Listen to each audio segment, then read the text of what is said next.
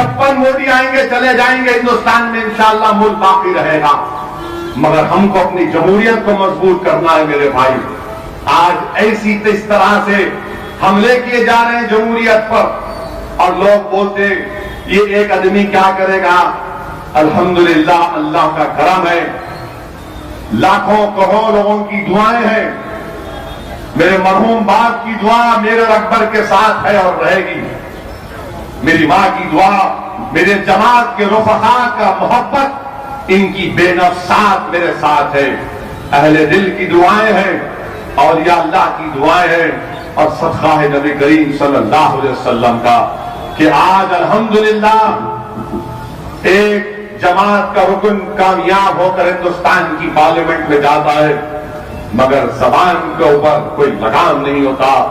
جب سچائی اور انصاف کی بات آ جاتی ہے، میں نے اپنی زندگی کے لیے مرحوم قائد سالار ملت سے جب میں مل کر دلی جا رہا تھا تو سالار نے مجھ سے ایک ہی بات کہی، ایک بات یاد رکھو بیٹھو، دلی بڑی چکنی جگہ ہے، پیر جلدی پھسلتا، اور سالار نے مجھے بلا کر بٹھا کر میرے سر پر ہاتھ رکھ کر میرے مرحوم والد نے مجھ سے کہا تھا کہ میاں یاد رکھو حکمت کے نام پر کبھی بزدلی کے مظاہرے نہیں کرنا۔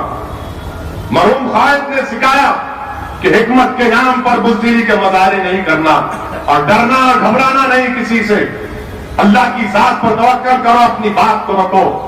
مجھے آج بھی یاد ہے کہ ہندوستان کی پارلیمنٹ میں نے نریندر مودی کے بارے میں کچھ کہا تھا، کانگریس کے بڑے بڑے لیڈر آ کر مجھ سے کہے کہ اپنی الفاظ کو واپس لے لو۔ میں نے حیدرآباد کو فون کیا، پوری تفصیل سنائی، تو سالار نے کہا یاد رکھو اگر تم اپنے الفاظ کو واپس لو گے تو تم حیدرآباد میں قدم نہیں رکھنا، اور حشر کے میدان میں میں تم کو معاف نہیں کروں گا۔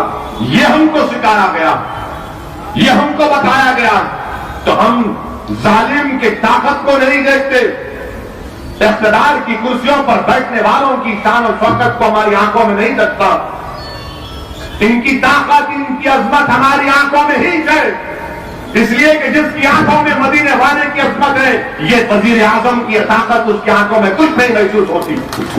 میرے عزیز دوستوں اور بزرگوں، یہ مجلس کے اتحاد المسلمین کا مزاج ہے کہ مظلوموں پر ظلم ہوتا ہے تو کم سے کم آواز اٹھاتے ہیں۔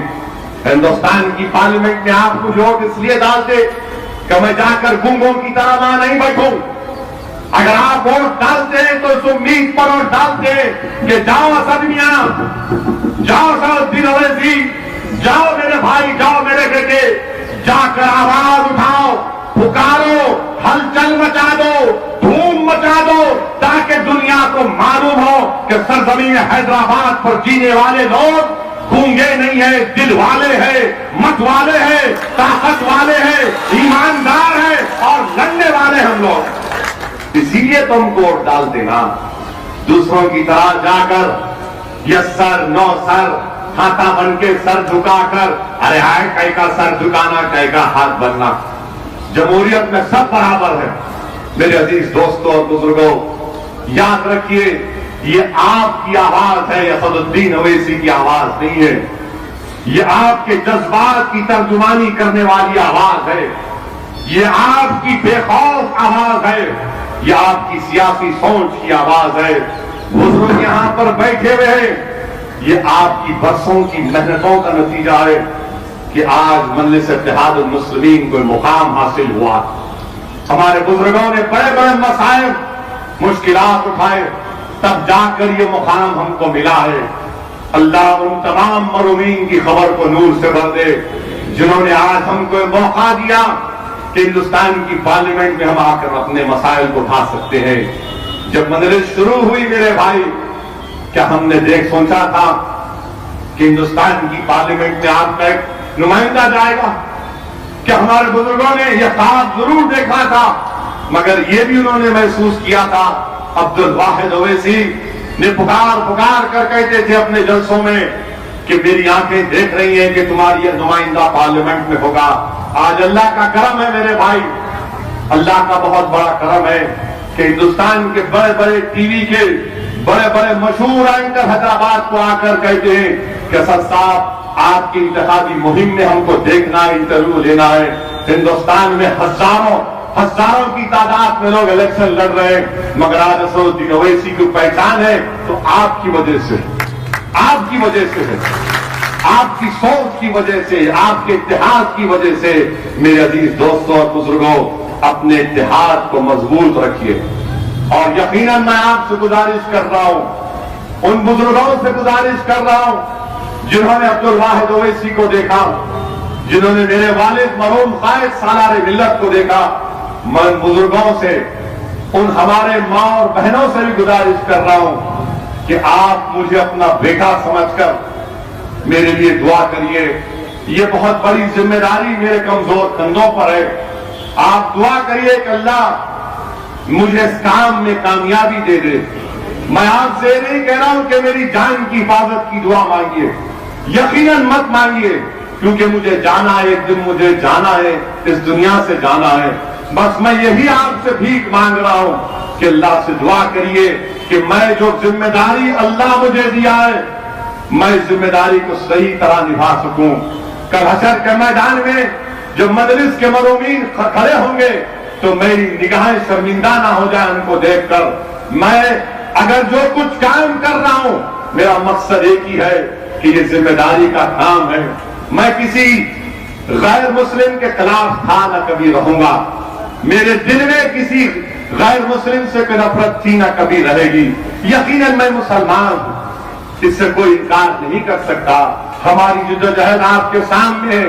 ہم کیا چاہتے کہ ہم سے انصاف ملے، ہمارے نمائندے کامیاب ہوں۔ تو میری بزرگوں سے دعا ہے کہ آپ میرے لیے دعا فرمائیے۔ یہ جماعت آپ کی ہے میرے بھائی، نہیں معلوم کہ کتنا وقت مجھے اکبر کو اس دنیا میں ملے گا۔ ہم جب تک زندہ رہیں گے انشاءاللہ تعالی خدمت کرتے تھے، کرتے رہیں گے۔ ہم دنیا سے چلے بھی جائیں گے تو انشاءاللہ تعالی مجلس کو آپ کو آباد رکھنا ہے۔ یہ جو بچے یہاں پر بیٹھے ہیں، تم آج ایک دیوانے کی آواز سن رہے ہو، یاد رکھو، اس کو اپنے دل و ذہن میں ایک خزانہ سمجھ کر رکھ لو۔ یہ جماعت تمہاری طاقت ہے، تمہاری دولت ہے۔ تم میری ذات کا ساتھ مت دو، اپنی جماعت کا ساتھ دو۔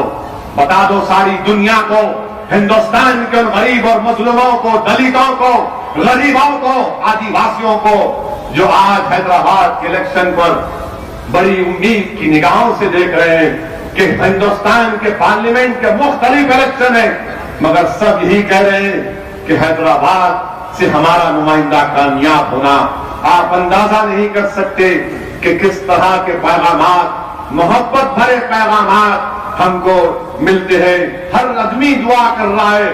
کوئی کہتا ہے اسد صاحب میں جدہ میں لیبر کی ڈیوٹی کرتا ہوں ایئرپورٹ کے اوپر، میں آپ کے لیے عمرہ کرنے جا رہا ہوں۔ کوئی کہتا ہے میں مدینے میں نوکری کرتا ہوں، سرکار کی بارگاہ میں جا کے آپ کا سلام عرض کر کے آیا۔ ہمارے ایک دوست ناصر ہیں، وہ عمرہ کرنے چلے گئے اور جا کر بولے کہ میں مکے میں ابھی دعا کر کے نکلا ہوں۔ میرے بھائی، میں اس محبت کا مستحق نہیں ہوں، یقیناً نہیں ہوں، مگر اللہ نے آپ کے دلوں میں مجلس کی محبت کو پیدا کر دی۔ یہی سب سے بڑا کامیابی۔ یہ اس لیے ہوا کیونکہ برسوں سے محنت کی گئی۔ عبدالواحد اویسی، ان کے ساتھ وہ ذمہ داران جو جیل کی صحبتوں کو برداشت کیے، سالار ملت نے اپنی زندگی کو پورا وقف کر دیا۔ سالار کی زندگی ہمارے لیے مشعل راہ۔ میں اور اکبر مل کر بھی سالار نہیں بن سکتے۔